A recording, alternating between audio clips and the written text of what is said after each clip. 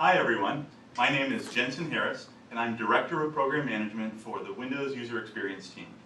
This is the first video in a series of videos we're going to be posting on our blog in the coming months that showcase cool stuff we've been working on for what we're codenaming Windows 8.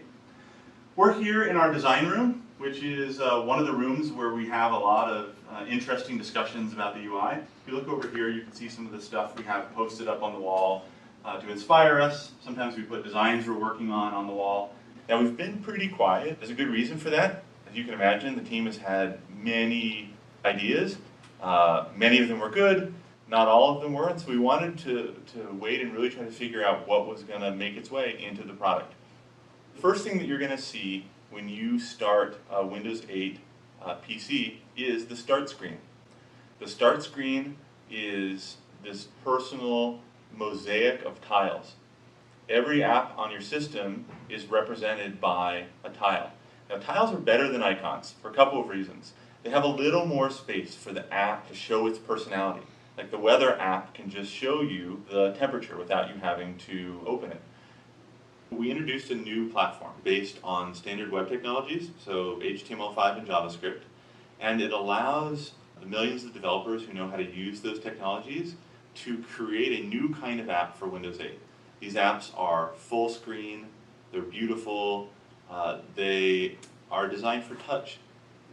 But of course they work great with mouse and keyboard as well, if that's what you have. We wanted to make it really fast and fluid to get between your running apps. You just take your thumb or your finger from the side and just swipe it in. As I do that, I run back through my list of running applications. One of the great things about a PC is that you can do two things at once. We created a feature called Snap.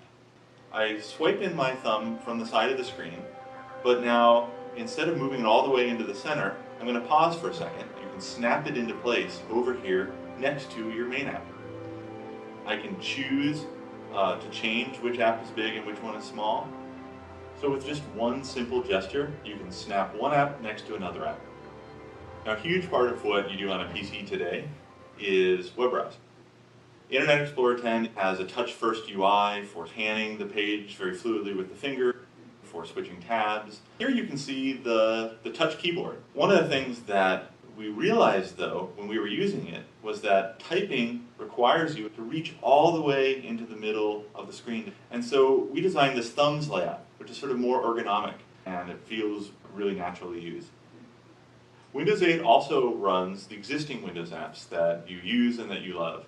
They're just as easy to switch to, and you can use them alongside your new Windows 8 apps. Because it's a PC, it has a file system. And that file system has your photos, it has your documents, it has your videos, it has your music. And you can get to these things not just from your existing Windows programs, but from these new Windows 8 apps. They can get to them just as seamlessly as you've always expected in Windows. You can also get to files and photos that you have on other connected Windows PCs on your local network. And we know that you don't just have your stuff on the local PC, you also have services that you care about. From Windows 8 apps, you can also pick files not just from the file system, but also from any other app installed on the system. We made it easy to get photos from one app to another app. This is the new version of Windows. It's going to run on laptops, it's going to run on desktops, it's going to run on PCs with mouse and keyboard, it's going to run on touch slates, it's going to run on everything. Hundreds of millions of Windows PCs powered by this new interface and new platform. This has just been a small taste of what we're going to be showing over the next year, and we are so happy to finally be able to share it with you.